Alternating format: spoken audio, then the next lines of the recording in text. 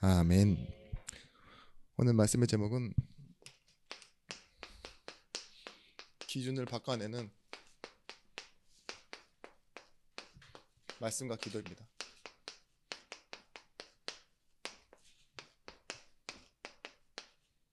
사도행전 20장 24절의 말씀. 참 우리 권사님 기도가 완전히 말씀이 다 그대로 다 들어가 있어요. 그거 아십니까? 진짜 제가 이렇게 접사로 썼던 말들까지도 다 들어가 있는데 바쁜 와중에도 다 들리는데 오늘 하필 제목이 무엇이냐? 기도입니다. 기도. 말씀과 기도. 여기서 왜 기준을 바꿔내는이라고 말씀을 이렇게 제목을 정해드렸느냐? 말씀과 기도의 두 가지 특징이 뭐냐? 하나님과 연결되어 있는 거예요. 예배를 통해서 주시는 말씀도 하나님이 주시는 거고, 기도할 때 들으시는 분도 하나님이시잖아요. 그래서 결국은 기도는 뭐냐?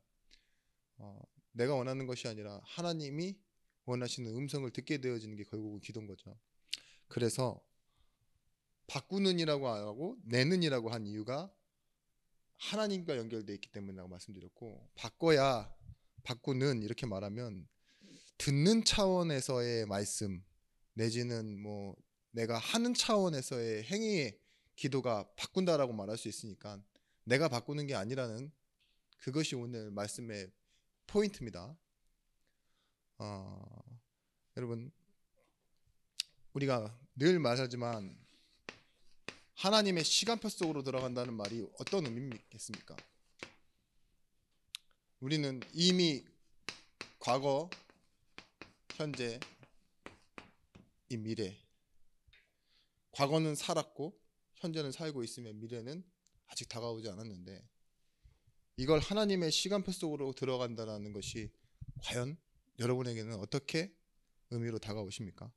물론 제가 여러 가지 차원에서 설명을 드리기는 했습니다. 그런데 제가 다시 설명하려고 해도 막연한데 듣는 여러분의 차원에서는 어떻게 정리하고 계실지가 궁금했어요. 여러분,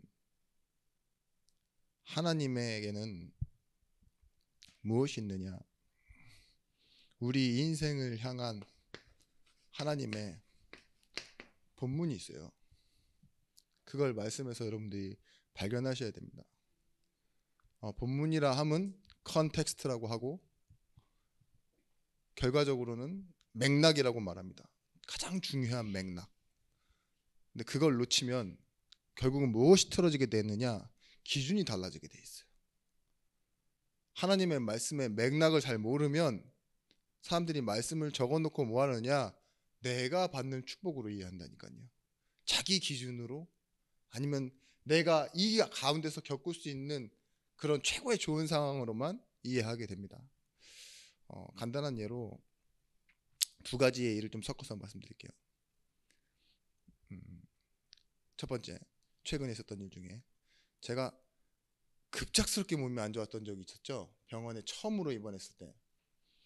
그때 거의 뭐 식음을 전폐하는 순간까지 가보니 몸무게가 거의 10kg 가까이 팍 줄었어요. 근데 신기하게 알아보는 사람이 있더라고요. 근데 그때 권사님 저한테 딱 찾아와서 하는 말, 그날 기분이 좀 좋으셨나 봐요. 되게 제가 보기에 좀 이뻤나 봐요. 근데 제가 봤을 땐 되게 초췌했거든요. 살도 쭉 빠지고 몸에 힘도 없고 이랬었으니까. 딱 권사님 저한테 와서 하신 말, 양복이 너무 이뻐 보여요. 새로 샀나 봐 이러더라고요. 그래서 내 몸은 안 보이고 양복이 보이나 이랬는데, 그때 제가 입었던 양복이 뭐냐면 이제 작아져서 못 입던 양복 있죠. 10kg를 빠졌으니까 한번 입은 거예요, 그냥. 근데 이 옷을 입었을 때 헐렁헐렁 하더라니까요. 지금 이거 작죠? 근데 그렇게 보이시는 건가 봐. 그래서 내가 새로 사긴요. 이제 살이 빠져서 그렇죠. 그랬는데 그런 거예요.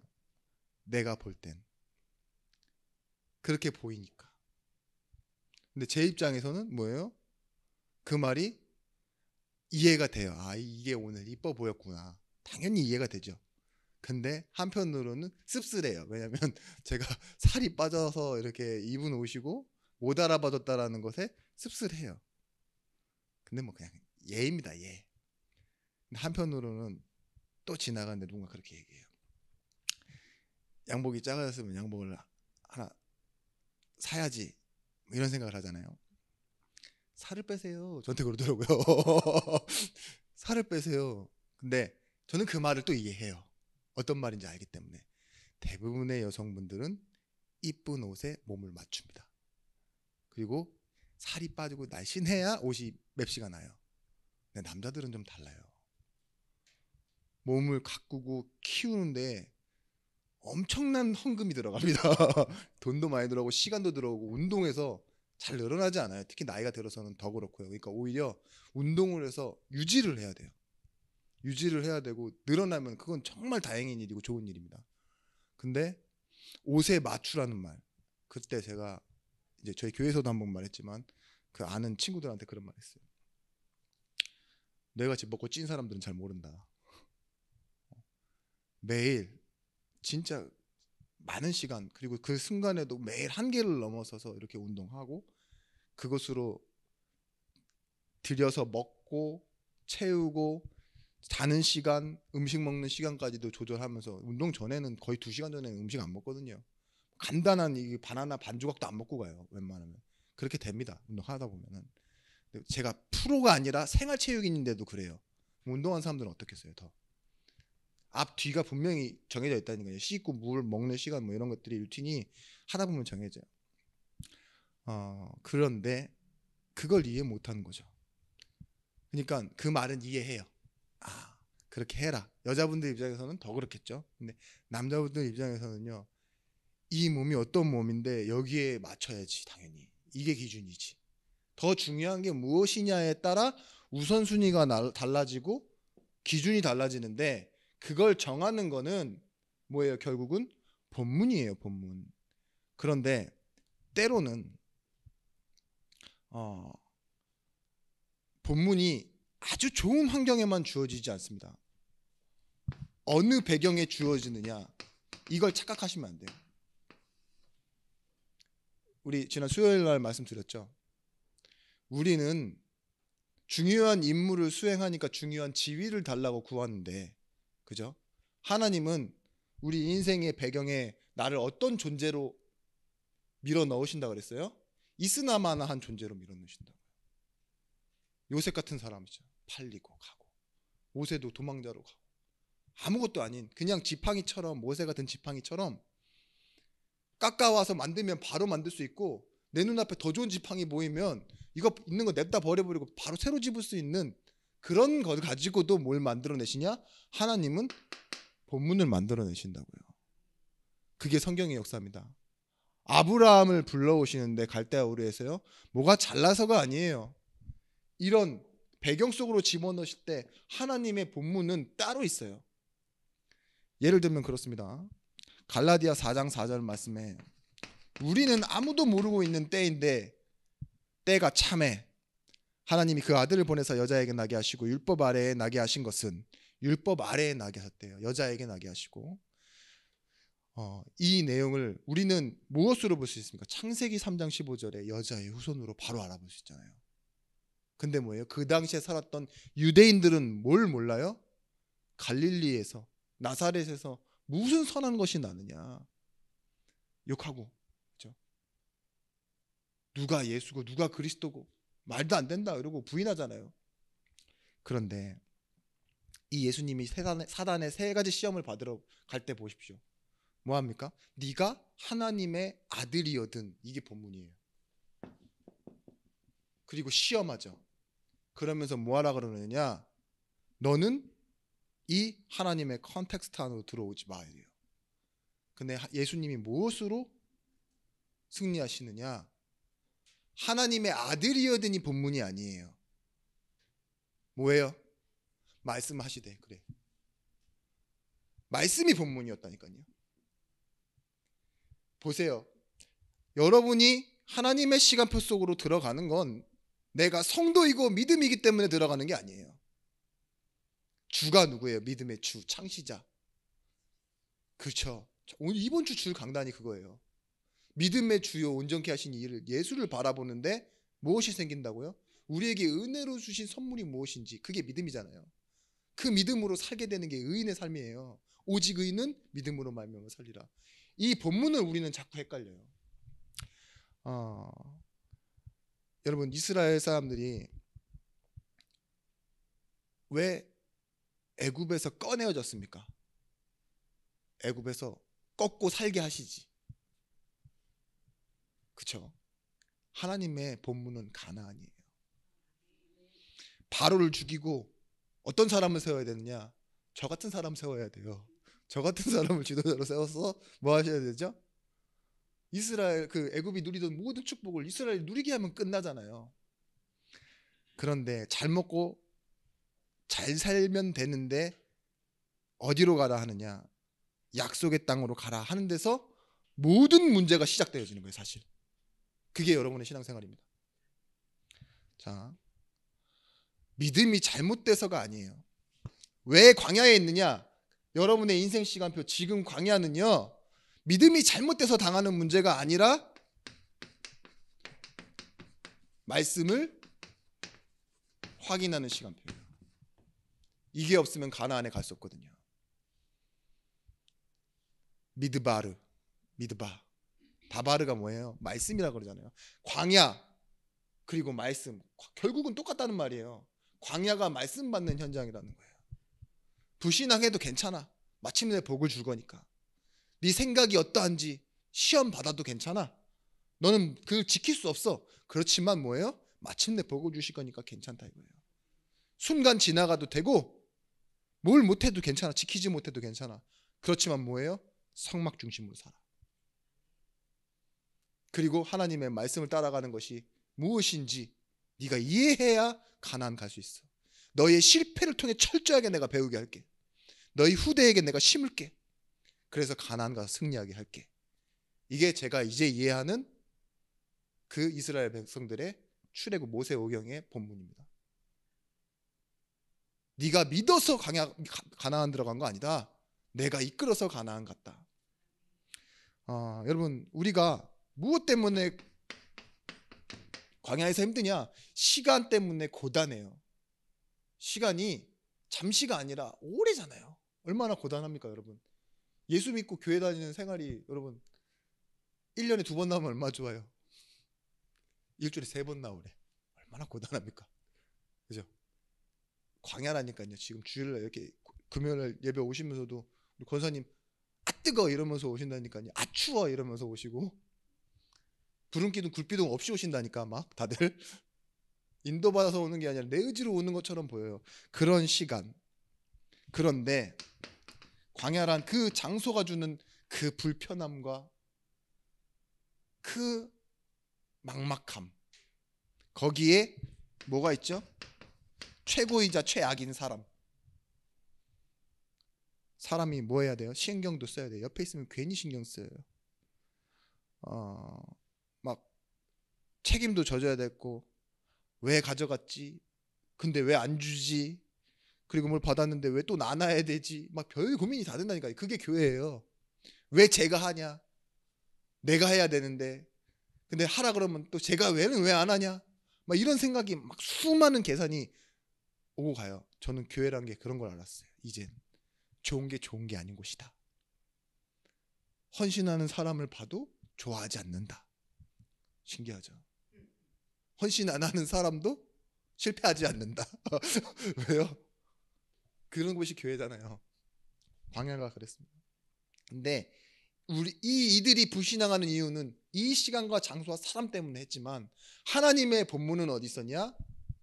말씀을 확인하는 데 있었어요. 맞죠? 분명히 맞는 것 같습니다. 여러분들이 잘 안 졸고 계세요 지금. 여러분, 역할, 이 역할이 뭐였냐? 바로 우리가 아주 쉽게 생각하고 편하게 얘기하고 있는 은혜입니다. 여러분, 광야의 역할은 믿는 것이 아니에요. 은혜지. 이 말을 잘 이해하셔야 돼요. 가나안에 왜 못 들어갔습니까? 안 믿어서잖아요. 순종하지 않고 안 믿어서.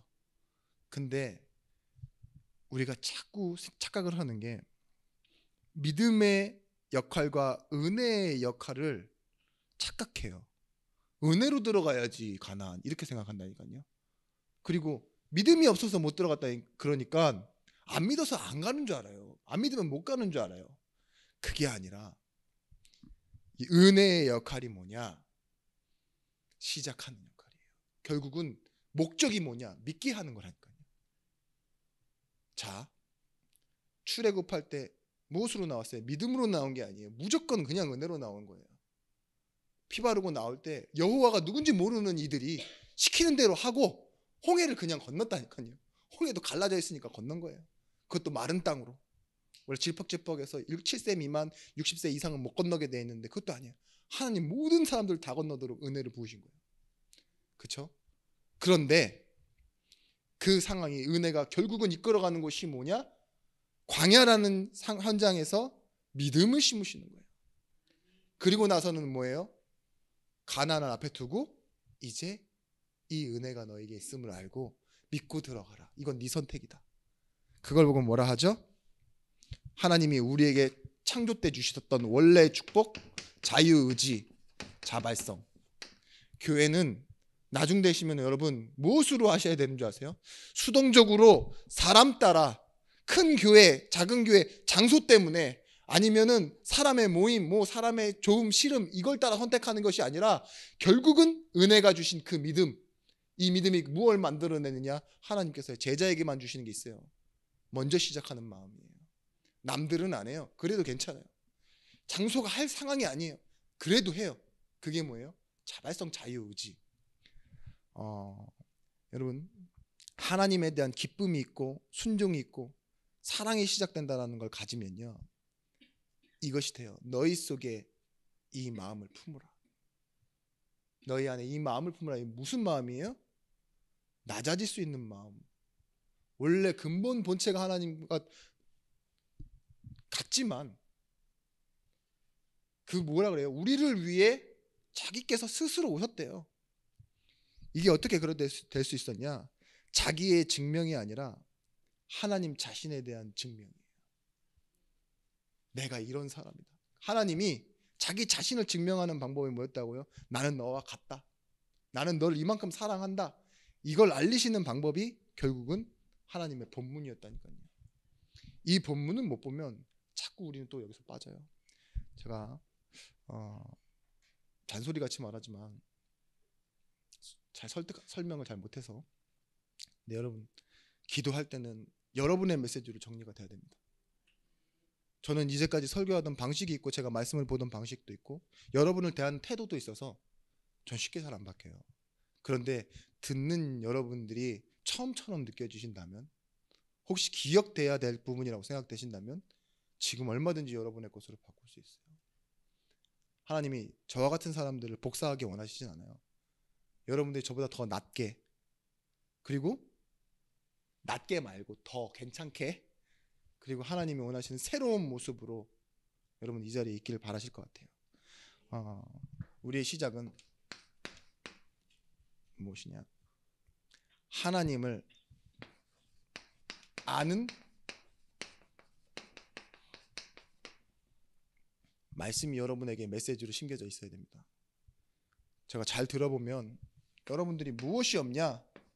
성경을 모르는 게 아니고 교회를 안 다닌 게 아닌데 물론 많이 압니다. 저희 교회는. 근데 대부분의 성도들이 메시지가 없어요. 하나님을 아는 메시지. 어떠한 문제나 갈등하는 사람에게 줄 수 있는 답이 있는 메시지가 없어요.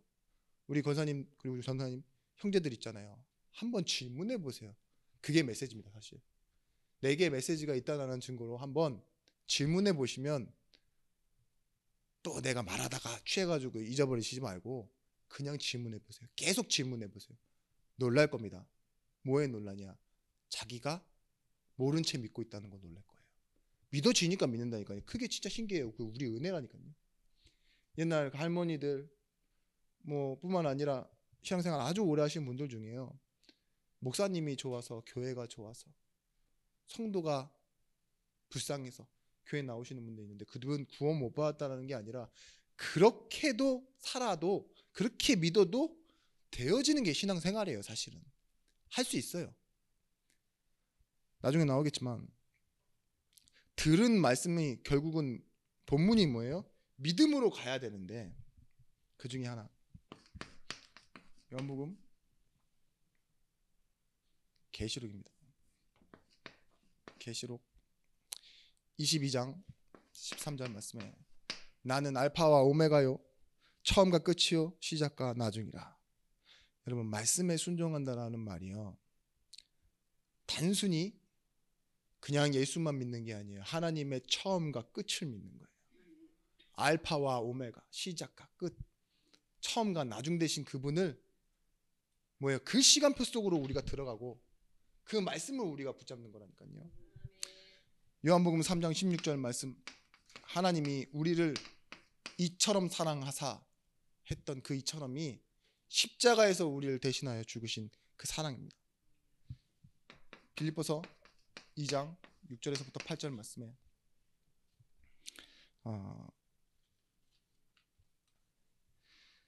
그는 근본 하나님의 본체시나 하나님의 동등됨을 취할 것을 여기지 아니하시고 사람의 모양으로 자기를 낮추시고 죽기까지 복종하였으니 곧 십자가에 죽으심이라.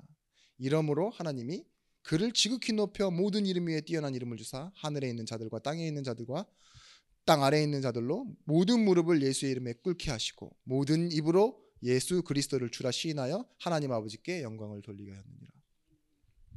보세요. 분명히 낮아지시고 말씀으로 끝까지 복종하시고 죽으셨는데, 그분이 결국은 만유가 되시고 모든 것이 되셨대요. 분명히 요한복음 1장 1절에도 태초에 말씀이 계셨고 이 말씀이 하나님과 함께 했으니 이 말씀은 곧 뭐래요? 하나님이시네요. 그분이 누구십니까? 말씀이신 분, 예수님이세요. 이 말씀이 육신을 입고 오셨는데 그분이 예수님이세요. 그 말씀을 성취하셨는데 그분이 예수님이십니다. 그 십자가의 사랑을 가지고 새 약속을 주시고 지금 우리와 함께 하시는 그분이 성령이시고 예수의 이름을 통하여 일하신답니다. 우리가 가끔 착각해요. 말씀 없이도 살 수 있는 세상처럼 보이는, 뉴스를 보고 상황을 보고 현장을 보면 그렇게 보이잖아요. 그런데 이사야 42장 6절에서부터 8절 말씀, 나 여호와가 의로 너를 불렀은즉 내가 내 손을 잡아 너를 보호하며 너를 세워 백성의 언약과 이방의 빛이 되게 하리니, 하나님이 내 이름으로 너를 불렀고 세우겠다 이렇게 약속하잖아요. 그리고 내가 눈먼 자들의 눈을 밟히며 갇힌 자들을 감옥에서 이끌며 흑암에 앉은 자들을 감방에서 나오게 하리라. 내 이름은 뭐라고요? 나는 여호와니 이는 내 이름이라. 나는 내 영광을 다른 자에게, 내 찬송을 우상에게 주지 아니라. 뭐랍니까? 모세가 내가 누구간데 갑니까? 내가 본문이 아니야. 네가 아니야. 나야, 나. 내가 너와 함께잖아. 뭐라 하느냐? 아브라함의 하나님, 이삭의 하나님, 야곱의 하나님, 너의 조상의 하나님이지만 만군의 여호와, 그 이름이 내 이름이다. 그리고 이 이름은 앞으로도 영원히 내 이름이다. 그렇죠? 그 영원한 이름으로 내가 너와 함께하겠다 했어요. 여러분, 우리가 잘 알고 있지만 이 세상 속에 아이는 당연히 부모의 배경으로 살아가지만 어떤 장애인들 보시죠. 우리 주변에 있는 우리의 가족들 중에도 장애인 있잖아요. 어떻게 삽니까? 나라의 어떤 혜택 물론 맞죠. 근데 보호자로 사는 거예요. 보호자. 옛날에 그 초혼이 마라톤 하는 거 그거 나오는데 지적 장애가 있는 그 아이가 어떻게 뛰느냐, 엄마가 믿어주고 출전시켜주고 티켓 끊고 기다리고 있죠. 다 하니까 할 수 있는 거 아니에요. 그럼 그 아이가 뛰고 있는 건 자기가 뛰지만 100만 불짜리 다리 이러면서 뛰지만 그게 자기 힘입니까? 아니죠. 배경과 보호자. 하나님이 지금 그 처음과 끝, 영원한 힘과 배경을 가지고 우리와 지금 함께하고 계신 거예요. 여러분, 그래서 결국은 하나님이 우리를 어디로 이끌어 가시느냐? 하나님의 원래의 목적, 이처럼 사랑하사라고 말했던 그 사랑이요, 뭐예요? 영생을 주게 하시기 위했다고 했잖아요. 그런 것처럼 우리 인생을요, 그냥 구원받은 사람, 안 구원받은 사람 이렇게 나누시는 것뿐만 아니라 하나님의 목적을 두고 우리를 구원하셨을 때 이 안에 우리는 때로는 어떠한 하나님의 시간 패스에서 갱신이 되고 치유가 되고 또 어느 순간에서는요, 전도와 그 은혜를 체험하는 시간표가 오는 겁니다. 중요한 건 기억하십시오. 내가 하는 것처럼 보이나 결국은 내가 할 수 있도록 하는 하나님의 일하심이 먼저예요. 내가 꼭 먼저 뭔가 생각이 들어서 순간 움직이려고 하지 마세요. 그래서 말씀과 기도가 중요합니다.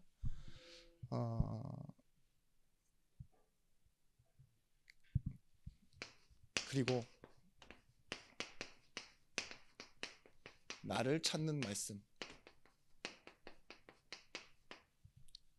이 말씀이 있어야 돼요. 그래야 무엇이 되어지느냐? 여러분, 현실적 도전이 아닙니다. 무엇이냐? 드디어 버릴 수 있는 힘이 생겨요. 마태복음 11장 28절. 수고하고 무거운 짐진 자들아 다 내게로 오라. 근데 와서 그 수고하고 무거운 짐을 내려놓고 또 뭐라고 하느냐? 내가 주는 멍에를 매래요. 그러니까 우리의 인생은요, 짐을 벗는 싸움은 아닙니다. 또 다른 짐을 짓는 싸움이에요. 그게 뭐냐? 중심. 이걸 바꾸는 거예요. 내가 나를 위해 살기 원했던 그런 짊어졌던 짐들 있죠. 내가 필요하니까 짊어졌겠지. 가치가 있으니까 짊어졌겠지. 그 짐을 내려놓고 뭐래요? 내게 와서 배우라. 내가 어떤 사람이냐? 나는 온유하고 겸손하니. 그걸 배우라는 거예요. 하나님은 우리를 어떻게 부르셨냐? 효력 있는 부르심으로 부르셨습니다. 그냥 단순히 초청하고 와라 이렇게 하는 것이 아니라, 청하기만 한 것이 아니라 안 믿을 수 없도록 하나님께서 뭐예요? 모든 그 하나님의 작업과 일하심이 다 포함되어 있어요. 작업이 아니라 작정이라고 했었어야 되는데 작정과 섭리가 다 들어가 있는 겁니다. 그래서 뭐 하느냐? 하나님은요 또다시 여기로 이끌어가는 거예요. 하나님의 목적 가운데로. 우리가 잘 알고 있는 말씀이죠. 로마서 8장 28절 말씀에 하나님을 사랑하는 자, 곧 그 뜻대로 부르심을 입은 자들에게는 모든 것이 합력하여 선을 이루느니라 그랬어요. 합력하여져서, 모든 것이 더하여져서 실패 없이 반드시, 시간표는 뭐라고 그랬죠? 네가 보기에는 더디게 올지 모르나 뭐예요? 지체되지 않고. 그 말은 뭘까요? 하나님은 하나님의 시간표대로 오고 있어요. 내가 원하는 때에 오지 않는다는 거지. 근데 뭐예요? 이 여기서 중요한 단어, 하나님은 하나님을 사랑하는 힘으로 살아가게 해요. 부르심을 입은 자가 결국은 뭐래요? 하나님을 사랑하는 자래요. 이게 되도록 만들어 가신다니까요. 그때 여러분 어떤 힘이 생기느냐? 버티는 힘이 생겨요. 사랑은 그래요. 계산 없이 줄 수도 있고, 뚫고 붙들고 나를 희생해서 그를 더 낫게 만드는 게 뭘까요? 사랑이잖아요. 내가 손해를 보는데 남을 그 사람을 더 낫게 만들어 줄 수 있는 거, 그게 사랑입니다. 여러분 사랑하십니까? 그랬던 적이 있었겠죠. 지금 자녀에 대한 사랑도 욕심인지 뭔지 구분 안 되는 사랑만 남았는데, 그죠? 그렇잖아요. TV를 보세요. 진짜 사랑해서 훈육하기 위해 엄마를 때리는, 아니 엄마를 때리는 게 아니라 아이를 때리는 그런 것보다 가끔 요즘 엄마들 보면 스트레스 풀더라고요. 그죠? 그리고 TV 보면 금쪽이들 나오는데 그 미친놈들 많더라고요. 애들 중에 중학생이 막 엄마 때리고 막 욕하고 막 이러는데, 와, 참 진짜 다시 이 과거로 돌아가. 핸드폰도 없고 뭐도 없는 시대로 돌아가. 그잖아요. 상투 틀고 이런 시대 있죠. 막 아버지가 그 뭐야 백정이고 이래야 막 아버지 들어오시면 막 덜덜 떨고 이런 그런 시대를 살지. 막 제가 너무 이 지식 체계와 이 삶이 이게 너무 지금 보수화되고 노후화됐는데 어, 보세요. 저도 이 그런 상황을 보면 제가 알고 있는 사고 방식으로밖에 생각 못 한다니까요. 안 바뀌어요. 근데 사랑은 뭐냐? 참아냅니다. 그리고 힘이 있어요. 붙드는 힘. 더 나아가선 뭐예요? 바꿀 힘도 있어야 돼요. 막연히 끌려다니면서 막 힘 있다 이렇게 착각하시면 안 돼요. 그건 노예들이 버티는 힘이에요. 죽는 날까지. 그죠? 해방은 얻지 못하고. 그래서 디모데후서 1장 7절 말씀에 하나님이 우리에게 주신 것은 두려워하는 마음이 아니요 오직 능력과 사랑과 절제하는 마음이니, 시편 3편 6절 말씀에 천만인이 나를 둘러싸 진칠할지라도 나는 두려워하지 아니하이다. 여러분, 신앙생활이요 쉬워 보이고 때로는 어려워 보이고 각자 나름대로 막 생각할 수 있어요. 근데 지금도 기억해야 되는 것은 우리의 대적자 사단은요 지금도 믿지 않는 사람들에게 역사하고 있고요, 이간하고 넘어뜨리고 속이고 참소하여 결국은 뭐예요? 교회가 교회 역할을 하지 못하도록, 또 안 믿는 자들을 정말 구원받지 못하도록 계속 속이고 있는 존재입니다.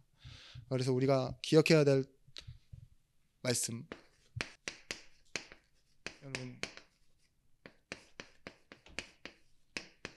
이 교회와 현장 여기에 여러분 말씀이 있어야 돼요. 전도를 무엇이라고 말하느냐? 교회는 세상의 정죄에서 영혼을 건져내는 사역이다라고 말해요. 분명히 사람들은 알고 있는 대로 자기의 죄, 자기의 행복 이런 기준이 있어요. 근데 뭐라고 말합니까? 복음은 죄와 사망의 법에서 생명의 성령의 법으로 살려내는 거라고. 지금 세상의 사람들이 뭐가 괴로운 줄 아십니까? 정죄예요. 정죄. 거기에 완전 매여 살아요. 자기가 자기를 지적하고 남과 비교하고, 그죠? 사람들에게 인기를 얻어도 뭐 사람들이 얼마만큼 사는지 그런 것들 있죠. 빚, 경제, 뭐 출신, 뭐 여러 가지는 많은 것들로 그러는데 여러분 그렇게 굳이 비교하지 않아도 이거예요. 특정한 과정, 특정한 장소, 특정한 사람이 나를 오늘 이렇게 만들었다라고 있죠. 말하는 운명적인 상태를 있죠. 벗어나지 못하는 게 정죄예요. 그런 사람들은 원망이 있고 반드시 불평이 있고, 그리고 그런 사람들은 반드시 우상에 빠져 있거나 중독에 빠져 있습니다. 그죠? 이거 외에는 답이 없다라고 말하고, 절망한 것도 자기 기준이에요. 어떤 것에 막 미쳐갖고 날뛰고 막 그것만 바라보고 살아가는 것도요, 그것도 정죄예요. 그거 안 하는 사람은 다 벌레처럼 보이고 쓰레기처럼 보이거든요. 우리는 뭐 하는 거냐? 아시다시피 여러분 뭘 잘해서 진짜로 저 아버지가 뭐 거지거나 태어나 보니 안 계시거나 그랬던 분 있어요? 뭘 잘해가지고 금숟가락 물고 태어난 사람 있냐고요. 그냥 태어나 보니까 그렇게 된 거잖아요. 그 운명을 몰라요 지금. 근데 예수 믿으면서도 말씀이 없으면, 특히 교회와 현장에 대한 말씀 없으면 계속 영적인 혼란 옵니다. 큰 교회들이 뭐예요? 이제 교회가 생겼으니까 시스템 한다고 뭐하죠? 괜찮은 강사들 불러들이고 세상에 있는 인정받는 사람들 불러서 간증시키고 뭐 어떤 능력 나타난다니까 신비주의도 하고 율법주의도 하고 있죠. 그러면 뭐예요? 성도들은요 완전 그냥 갈라서는 거예요. 자기도 잘 모르는 상태로. 아까 말씀드렸듯이 진짜 하나님의 본문 결론이 없이도 교회 생활 계속할 수 있다고요. 그러다 보면 뭐예요? 이 결론이 없는 관계로 기도하지 않습니다.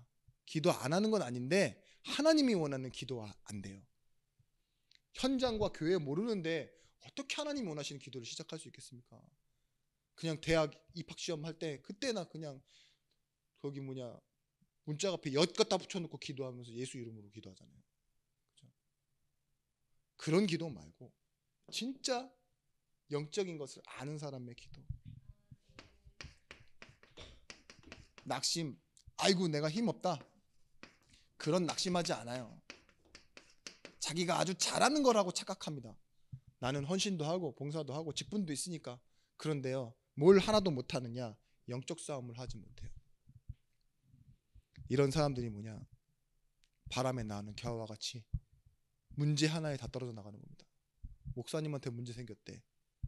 윤리, 도덕, 경제, 여자 이런 거 있죠. 비위 문제 이런 것들 떠나면 자기 믿음도 같이 날아가 버려요.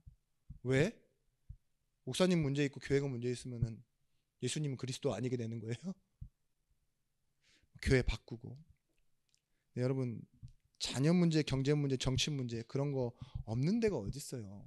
다 있어요. 근데 거기에 휘말리는 게 문제라고요. 힘이 없으면은 이 낙심 상태가 여기에 휘말리게 만들어 버린다니까요. 시달린다 이런 의미 아시죠? 뱃머리에 시달린다. 나는 괜찮아. 건강하고 그래도 배가 자꾸 흔들리면 뭐가 되는 거예요? 멀미하는 거죠. 그런 것처럼요. 기준이 엎치락뒤치락인 사람들이 시달려요. 오늘 은혜를 받았어요. 그런 사람은 월요일 날에 시달릴 확률이 더 높습니다. 왜냐? 집에 사단이 기다리고 마귀가 기다리고 있어서 그런 게 아니에요. 왜냐하면 내가 사는 세상과 가정에 대한 기준은 뭘까요? 똑같이 사람이고 똑같이 세상이기 때문에 그 기준이 뒤틀리는 순간이 시달리는 거지. 진짜 제자는요 복음을 결론해야 된다니까요. 그러면 시달리지 않아요. 승리하는 겁니다. 이삭의 우물판 사건을 기억하십시오. 에색, 신나, 르호봇 우물을 3번 팠는데 맞고 나중에는 뭐하죠? 100배의 축복을 얻었다고 말하는데 근데 이삭은요 본문을 이해한 거예요. 우물을 얻었다가 기준이 되지 않는 거예요. 내 삶이 여기서 연명되는 게 기준이 아니에요. 원래 뭐라 그랬어요? 여호와의 말씀에 떠나지 말라 그랬잖아요. 브엘세발로 다시 올라갑니다. 100배의 축복도 버려두고 간 거예요. 그런데 무슨 일이 일어나죠? 기다리는 동안 그 사람들이 찾아와요. 그래서 뭐라고 그러냐? 우리랑 화친을 맺자, 언약을 맺자. 그러면서 여기서 뭐라고 하느냐?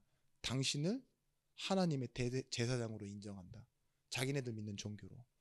이삭은요 그때 어떤 칭호를 얻었냐? 베드로전서 2장 9절 말씀. 너희는 왕 같은 제사장이요. 그 칭호를 얻는 거예요. 그때 종들이 달려와서 얘기하죠. 주인이시여 이곳에서도 우물을 팠나이다. 그래, 이삭이 믿었던 건 그거예요. 내가 남의 땅에 경쟁하면서 살아도 하나님은 그곳에서도 우물 파게 하시고, 그죠? 막혀도 또 파게 하시고, 또 팠는데 양보하고 또 팠는데 뭐하죠? 100배 넘게 하신 하나님이라면 내 원래 있었던 곳에서 하지 못하실 일이 뭔가, 그죠? 그 일하시는 하나님 믿고 시간, 장소, 사람 바라본 게 아니라 본문을 바라본 거예요. 그러니까 낙심하지 않죠. 그래서 뭐예요? 이삭은요?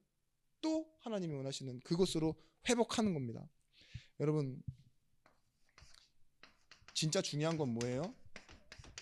여러분 복음 믿는다고 하면서 여러분이 그 복음이라는 신앙생활이라는 그 부분에 종교심이라는 구멍이 있습니다.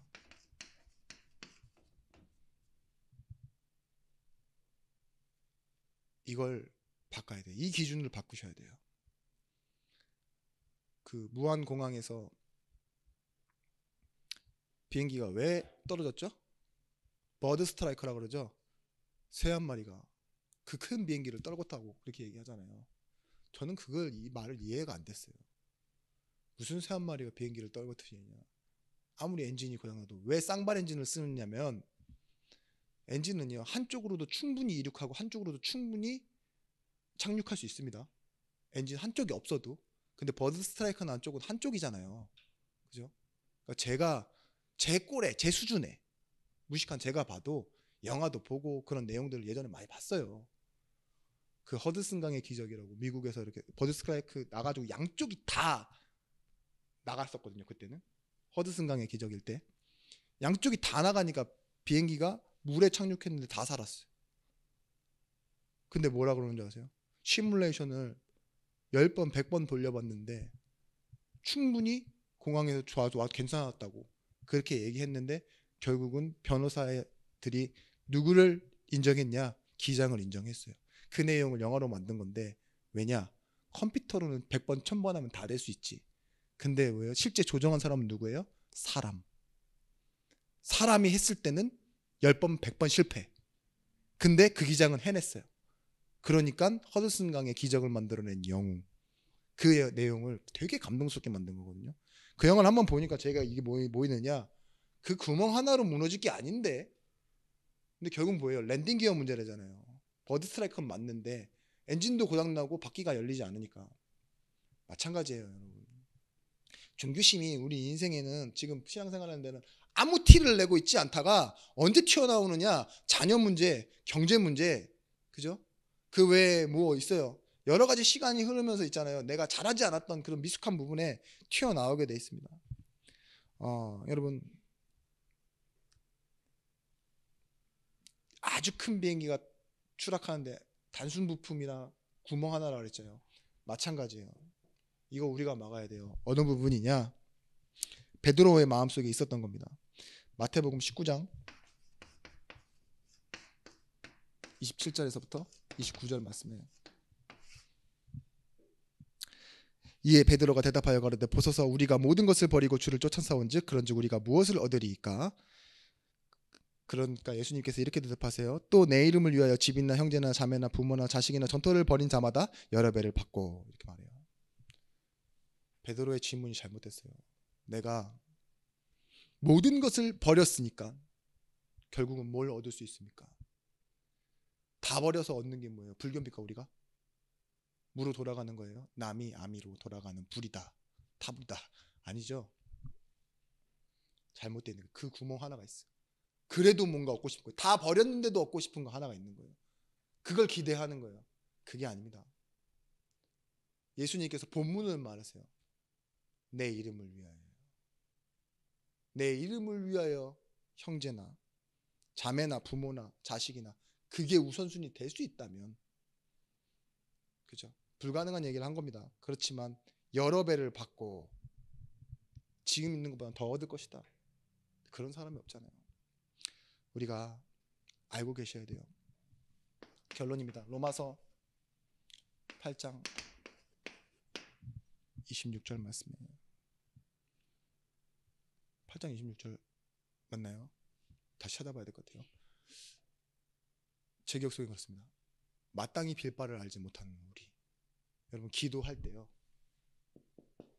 본문을 모른다니까요. 그래서 하시는 게 뭔지 아세요? 하나님께서요.